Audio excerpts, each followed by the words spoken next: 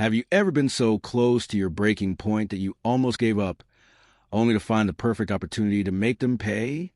I was fired from my dream job, unfairly, and injustice left me feeling helpless.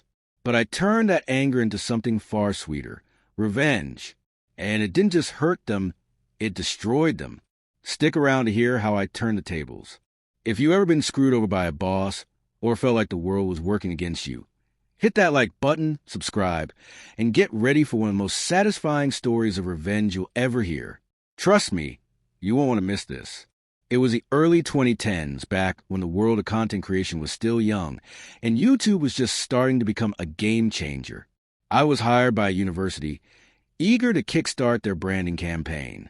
The pay wasn't much, around $2,200 a month, but it was a step up, or so I thought. I was a one-man show, tasked with everything: writing, producing, casting, shooting, editing. Hell, I even had to compose the music.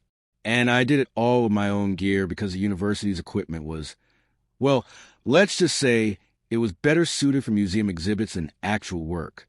But my manager had high hopes.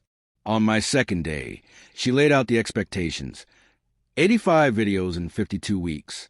And I remember thinking, how the hell am I supposed to do that alone? The goal was impossible. But she smiled at me and assured me that as long as the videos were good, quantity wouldn't matter. Things started well. For the first month, she was supportive. But then it happened. One day, I told her that I smoked, and her entire demeanor changed. She started nitpicking everything I did. Showing up late by 10 minutes? A problem. Coming back from a break, smelling like smoke? Unacceptable. Working overtime? Still not enough. I was working 60-hour weeks, pouring my soul into these videos.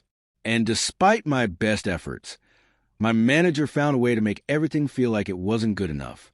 I began to dread coming into work. The respect I thought I had earned vanished overnight. 5 months in, everything came crashing down. I was called into the director's office.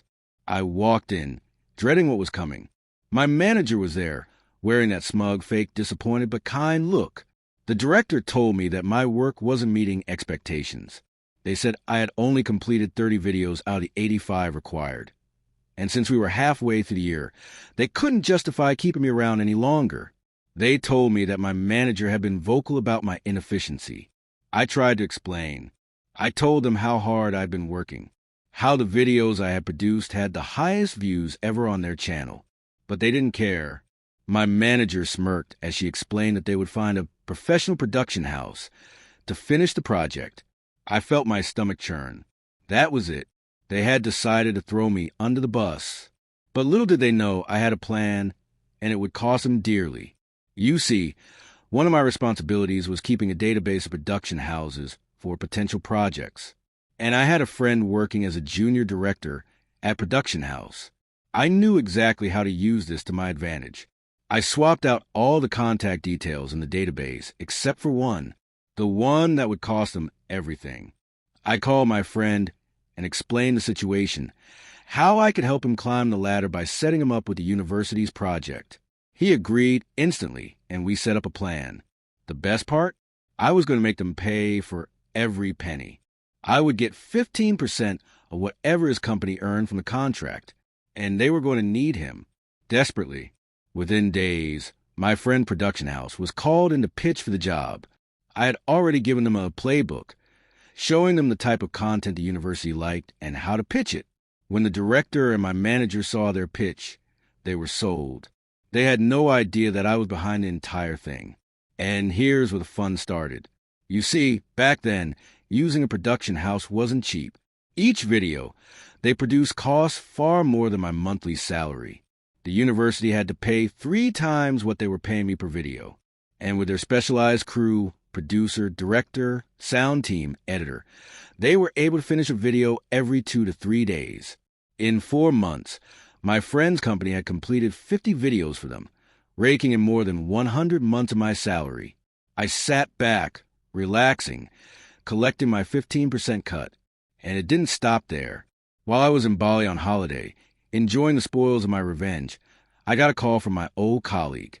She was the one who had facepalmed when I told her my manager hated smokers. My manager had been fired. The director had been reprimanded. The university's chancellor had found out that my manager had exceeded the project's budget by over 10 times. She had approved payments without authorization just to make sure the project was completed and that she could take credit for it. It turns out that my insight into production house led to my friend's rapid promotion to full director. As for me, well, I had gotten a year of pay in one fell swoop.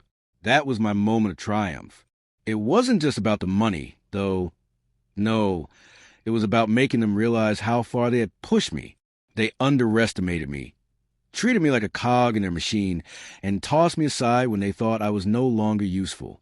But I wasn't some disposable worker. I was the mastermind behind their downfall. When they saw the price tag of their quick fix, it was too late. I had already won. It's funny how life works out, isn't it? Sometimes you get knocked down, you get disrespected. But when you rise, it's on your terms. If you've ever been wrong, just remember, revenge isn't always about fighting back directly. It's about using your mind to make them pay in the most unexpected way. If this story made your heart race, smash that like button and let me know in the comments. Have you ever had a moment of sweet revenge? What happened? And of course, don't forget to subscribe for more stories like this.